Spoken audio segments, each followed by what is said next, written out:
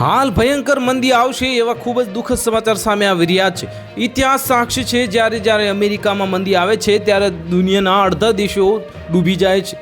ત્યારે ફરી એકવાર આવી મંદીના ભણકાર વાગી રહ્યા છે। એકવાર ફરીથી ચારે તરફ મંદીની ચર્ચા થઈ રહી છે। અમેરિકન શેર માર્કેટમાં સોમવારે મોટો કડાકો જોવા મળ્યો છે। ડાઉ જોન્સ, નાસ્ડેક અને S&P 500માં મોટો ઘટાડો નોંધાયો છે, જ્યારે ફરી એકવાર અમેરિકા પર મંદીના વાદળો મંડરાયા છે।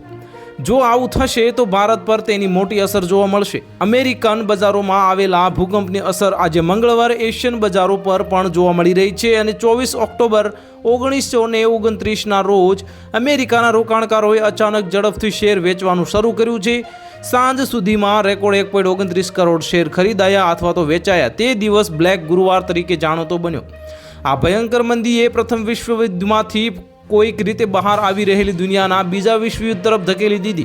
બેરોજગારી અને મોંઘવારી એટલી વધી ગઈ કે તે સમયે વિશ્વની સૌથી મોટી મંદી બની ગઈ, જેને સમગ્ર વિશ્વને ઘેરી લીધું હતું।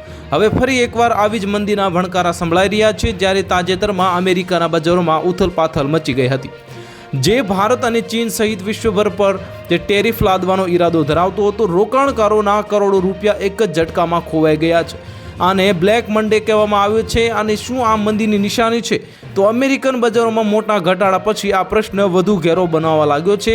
તો હા, છેલ્લા ટ્રેડિંગ દિવસે યુએસ માર્કેટમાં એટલો બધો હોબાળો થયો કે ડાઉ જોન્સ અને S&P 500 જેવા ઇન્ડેક્સ તૂટી પડ્યા હતા। તો હાલ માટે આટલું જ। મળીશું નવી અપડેટ સાથે। જો તમને અમારા વિડીયો પસંદ આવતા હોય તો વિડીયોને લાઇક કરી દેજો, ચેનલને સબસ્ક્રાઇબ કરી બાજુમાં આવેલા બેલ આઇકનને દબાવી દો, જેથી તમને આવા સમાચારની અપડેટ મળતી રહે।